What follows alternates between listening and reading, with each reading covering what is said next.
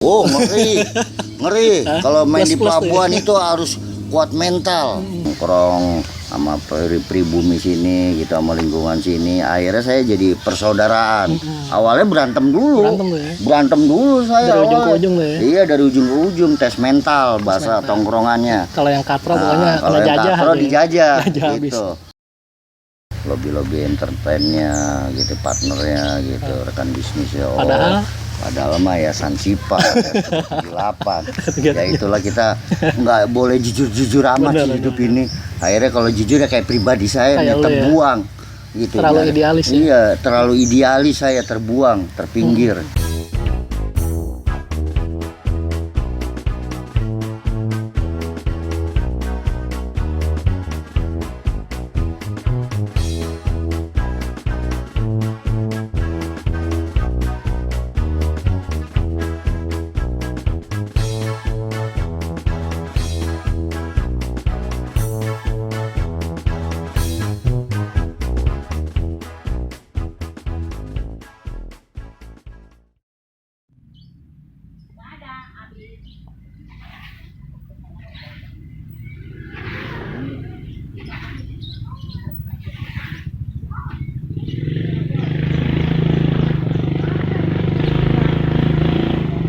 Ya Sobat Kartun, kali ini kita bersama sama senior cantik nih, Bang Coy. Kenalin dulu Bang, siapa Bang? Namanya Bang, biar teman-teman kartun di. Ayo, nama saya Uri Firmansyah, panggilannya Bang Coy. Bang Coy. Bang Coy nih sesepuh di cantik nih, icon di 023, kartun 023. Iya Bang, mau nanya-nanya nih Bang. Kalau lu sekarang tinggalnya di Babakan sini nih. Ya namanya dunia kan berputar deh, ibarat kasarnya gitu. Kadang di atas, kadang di bawah gitu. Benar. Tadinya kita tinggal di kompleks, sekarang tinggal di perumahan kontrakan, ibarat kasarnya Benar. sepetak dua petak gitu. Padahal ini ya dulu yang ngajarin kita orang bandel lu. Iya, begitulah gitu. Ini abang-abangan tongkrongan ini. Gitu. Senior. Jadi yang ngajarin bergaul, ngajarin apa segala macam ya beliau nih. Biasalah, sekarang udah pada mencar semua Bang ya. Iya. Makanya kita mau angkat nih kisah hidupnya Bang Coy. Dulu sempet di mana aja Bang? Gawe Bang. Ya awalnya kan kita ibaratnya kita mulai dididik kita dari bujangan kita mencari jati diri ya kan. Iya benar. Dulu sekolah baru kita mencari pekerjaan ya kan, belajar bekerja ya kan, cari pengalaman kerja gitu. Udah pernah kemana-mana ya? Udah banyak dari berapa perusahaan keluar masuk begitu. Sempat main ekspedisi juga ya? Main kita ekspedisi gitu. Dari ekspedisi sampai terakhir ini sampai office boy. OB ya, dijalanin terus ya? Kita jalanin. Awalnya awal pertama kerja kan kita istilah kasarnya kerja di kontraktor ya kan, subkontraktor ya kan, supplier engineering kita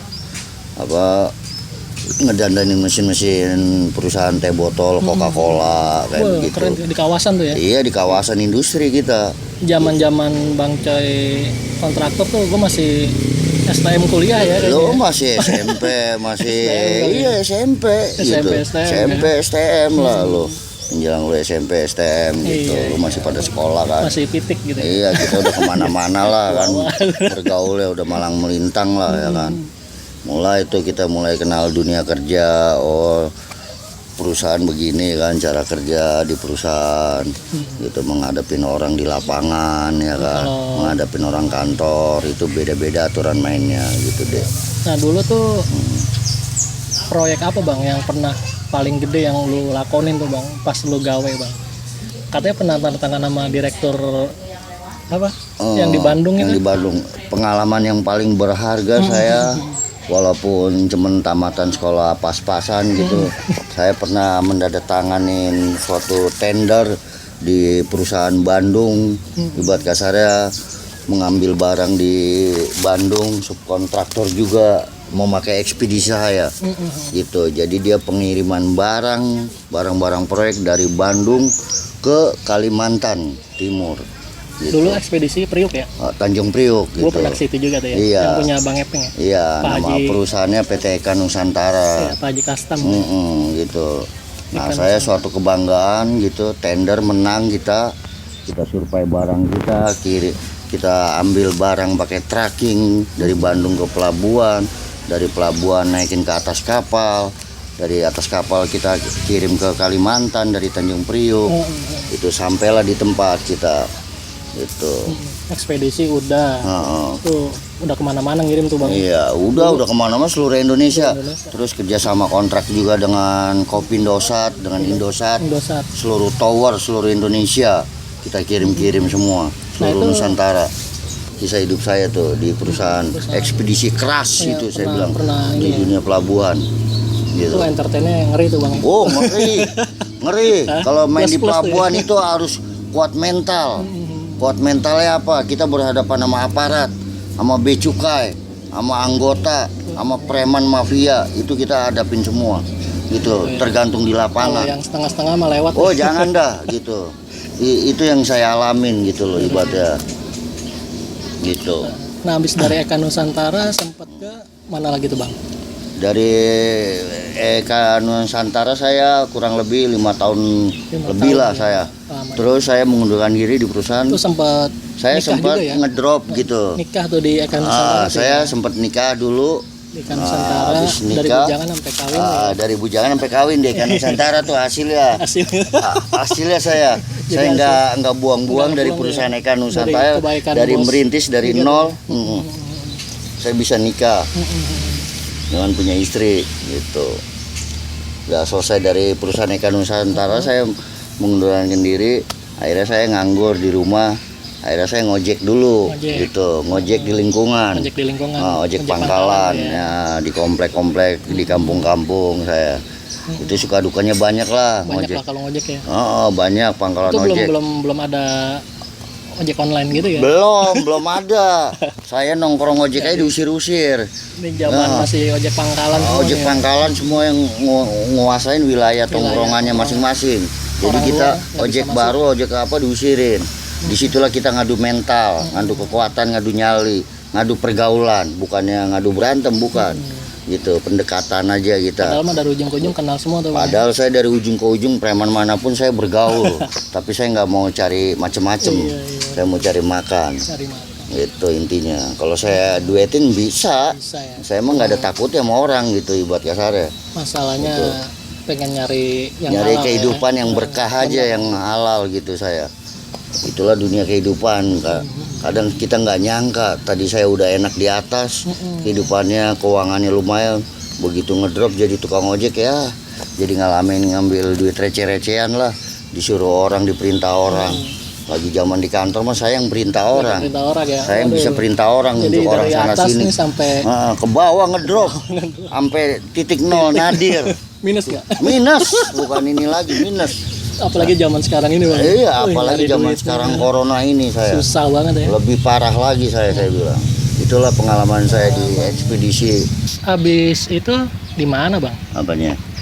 Setelah di pelabuhan, Iya, saya ke perusahaan lagi, supplier baja gitu dulu. Flyer Baja. Gitu. Flyer Baja tuh ceritain lah, coba kisah lu nya gitu. Ada kisah yang lucu di situ tuh. Awalnya kan kita supplier baja kan ibaratnya orang pesen dari pabrik ini pesan ke PT kami, baru kita jual lagi ke Itu PT jualnya yang pembeli gitu. apa namanya? Ke material apa kemana itu? Enggak, ke konsumen. Konsumen. Gitu. Kadang ke pabrik yang membutuhkan juga. Oh jadi antar pabrik itu? Iya, antar pabrik gitu. Kayak lo pabrik apa gitu, buat apa gitu. Iya. Nah, buat rak-rak ya lo pesen bajanya sama gua. Pipa kotak gitu. Mau diekspor mau apa gitu, buat rak-rak gitu. Iya, Gitu. iya. Di perusahaan-perusahaan kayak Astra apa kan buat naro-naro assemblingnya kan kayak gitu, rak-rak gitu. Gitu. Itu ada kisah tanda kutip yang Pernah menarik nggak nih? waktu disuruh bos kan disuruh ambil cek ya, karena ceknya belum kita tanganin bos ya, kita nyamperin ke lokasi tempatnya bos entertain gitu. Bos entertain ya udah, tanda tangan, udah suruh cairin cek, saya bawa ke kantor lagi. Wah, ke kantor ya. Ya, pas waktu ketika ya udah bos adalah gitu, ada Ada. sedikit-sedikit bermain Ya satu ya. yang suatu inilah Yang gitu. sulum-sulum ya. Iya, yang sulum-sulum, yang bening-bening lah. Yang Kita bening. ngerti lah gitu bahasa kita di lapangan mah udah paham dah gitu. Jadi ceritanya gimana nih? Nah, Bisa lu ceritain detail nggak nih? Kocaknya di mana? ya waktu itu ya bos cuma suruh tutup mulut aja jangan sampai tahu keluarganya gitu. Bahwa saya saya ketemu bos di tempat kosan pribadi. Di ini ya. Iya. Daerah mana gitu. tuh? Mangga Besar. Daerah Mangga Besar. Jadi lo kurir duit juga, kurir lendir juga. Iya, mau diapain lah Mau diapain gitu. ya, namanya- kita pegawai kan, orang bawahan ya Iya. disuruh perintah ke sono ya Apa ke aja sono, ke sini ke sini. Yang penting masih Yang perintah penting bos ya. sama perintah bos ya udah kita ikutin, kita mah hanya digaji ya Sempat kan, kita ditanyain juga jalankan tuh katanya. tugas gitu. Gimana? Ya, Sempat ditanyain juga tuh hah? sama Sempet sama Keluarganya. keluarga bos ditanya habis dari mana, habis nemuin bos gitu di lapangan. Nah, sama ketemu siapa, ketemu lobby entertainnya gitu, partnernya gitu, rekan bisnisnya. Oh, padahal mah ya Sansipa di lapan. Ya itulah, kita nggak boleh jujur amat Bener, sih hidup bener. ini. Akhirnya kalau jujur ya kayak pribadi saya Kayak nih, lu ya. terbuang gitu. Terlalu Nah, idealis ya? Iya, terlalu idealis saya, terbuang, terpinggir gitu. Sedikit culas boleh lah Benar. gitu. Jadi harus hidup. Kalau kita jujur amat ya kayak begini saya. Gampang diperalat orang, dipergunakan orang, dimanfaatin orang kejujuran saya gitu. Itulah pengalaman saya dari satu perusahaan ke perusahaan gitu. Dan ini kalau boleh cerita nih Bang, nih cerita zaman lo dulu begrajulan ya. Zaman gua masih ngaji lah di SD, masjid tuh ya. SMP, SD. ya. Gua masih ngaji di masjid, lo rambut masih gondrong gitu ya. Iya. Tuh gimana kalau boleh diceritain nih buat ngegali pengalaman nih supaya adik-adikan atau subscriber kita yang nonton nih nggak masuk ke hal yang sama nih. Oh, ya awalnya kita begini, namanya kita bujangan kan, ibarat Bergaul gitu ya. kita merantau.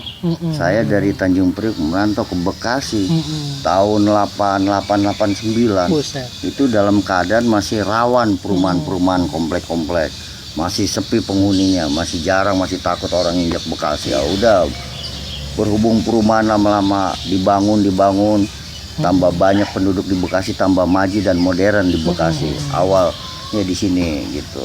Saya dididik mental, dididik ini di Priok saya.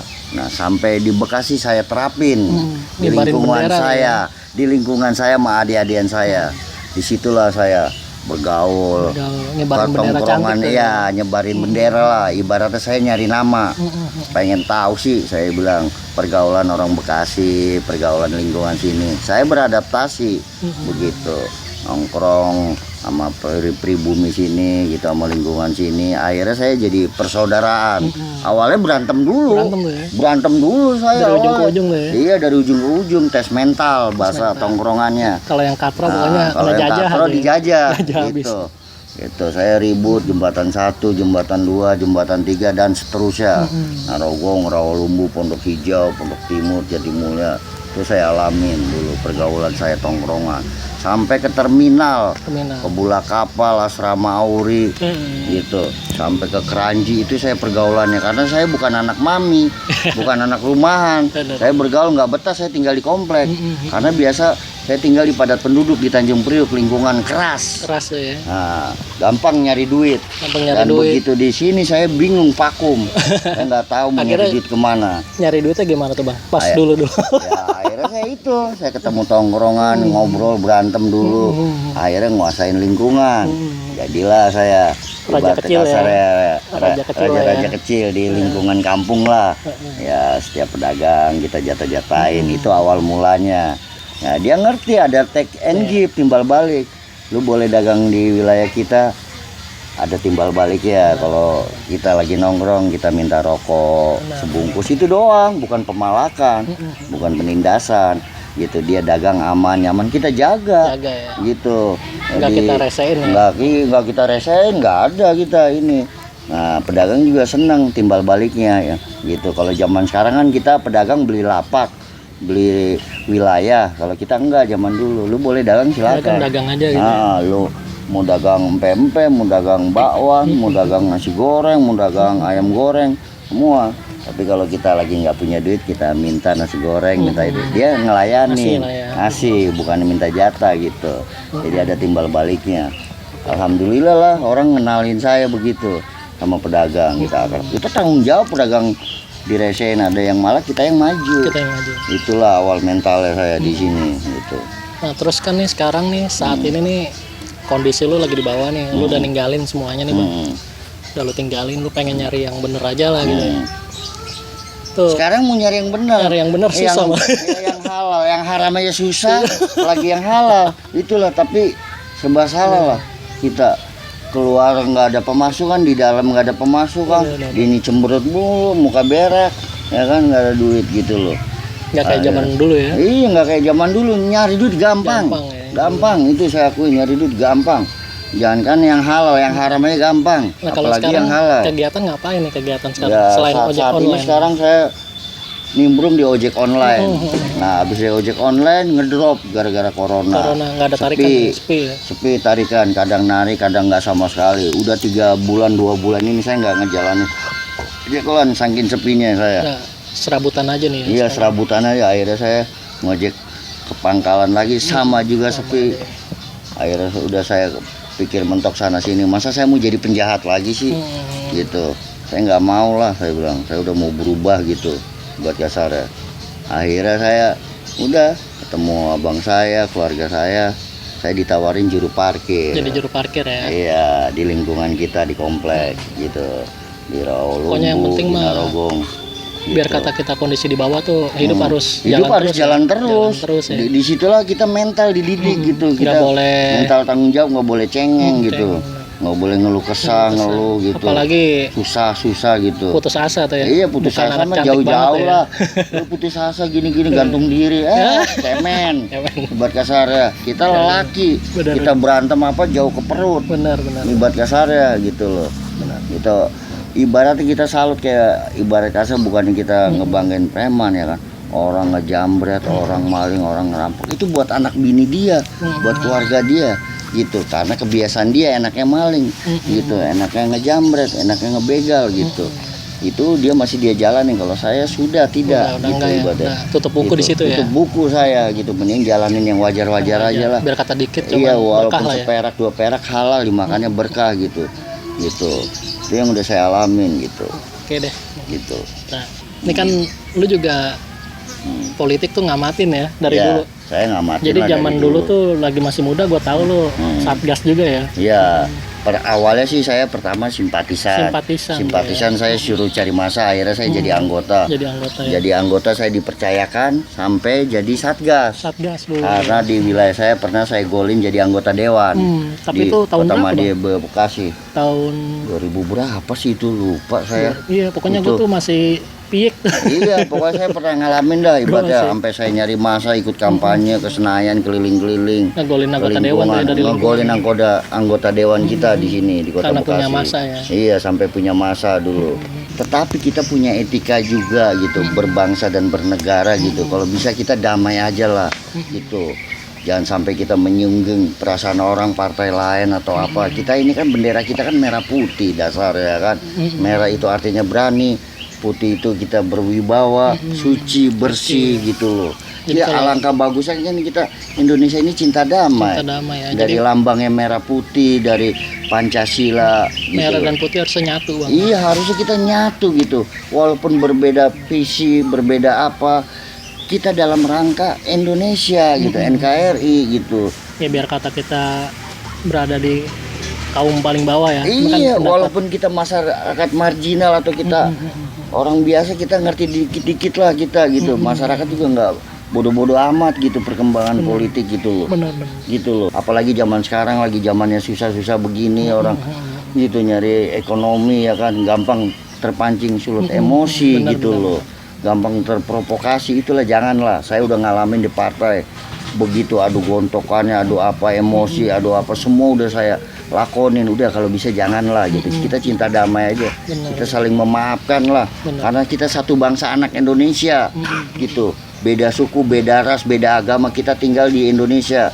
Jangan terpecah belah provokasi dari negara asing. Kita mayoritas Islam gitu. Kita saling berdampingan hidup, kita saling menghargai, saling berpaham ideologi Pancasila. Itulah pegangan kita, nggak bisa dirusak-rusak sama negara lain. Itulah buat contoh sama negara lain. Ngeri ya. Iya, ngeri. Lo kalau ngomongin politik udah kayak Soekarno. Saya paling seneng gitu, ibarat kasar merinding kita. Bener. Yang jadi sengsara bukan pemimpinnya, bukan pengikutnya, bukan pemberontaknya, rakyat juga yang sengsara. Janganlah, negara kita cinta damai, enak. Orang yang tinggal di Indonesia kita bangga kok. Kita tunjukin kita bangsa yang berbudaya, bangsa yang sopan santun. Itu kita nggak memihak merah dan putih, kita akan menyatu gitu. Alangkah indahnya kita merah putih. Dan dalam Islam juga mengajarkan kebaikan, kedamaian gitu. Oke? Siap, Itu aja saran gua. Mantap bang. Ya kan? Ya kepada Gitu. sobat Songlai Bonglai nih, banyak nih ilmu nih yang kita dapat hari ini nih dari Bang Coy. Itulah pengalaman berharga saya lah. Pengalaman berharga. Belum di politik, di perusahaan. Bang kalau udah boleh minta wejangan nih buat penonton kita nih, buat yang kondisinya saat ini terpuruk karena pandemi ini ya. Iya. Coba kasih wejangan sedikit bang. Ya sekarang kita jalanin hidup ini. Tidak ada manusia apapun yang kalau nggak kita berusaha, mau jadi kuli kayak, mau jadi serabutan kayak, mau apa, jalani, ada profesi, cintailah gitu. Jangan mengeluh apa keadaan begini. Kita jalanin sambil berusaha. Kalau nggak berusaha nggak ada yang bisa. Udah nggak boleh ada rasa malu bang. Nggak ada rasa malu, gengsi, buang itu. Kita punya keluarga, punya tanggung jawab, itulah saya bilang gitu. Yang penting kita di jalan yang benar gitu, nyari halal dan barokah. Jangan berbuat negatif apa yang merugikan orang banyak. Benar, gitu ibaratnya gitu. Itu aja, kita cinta damai lah ibarat kasarnya gitu ya. Soal ini kan negara hukum, gitu. Semua Apapun apa kita perbuatnya akan di jalur hukum masalahnya, bukan hukum rimba soalnya di negara kita ini. Udah ada hukum gitu, ada jalur hukumnya. Negara kita negara hukum. Itu aja pesan saya. Oke. Gitu.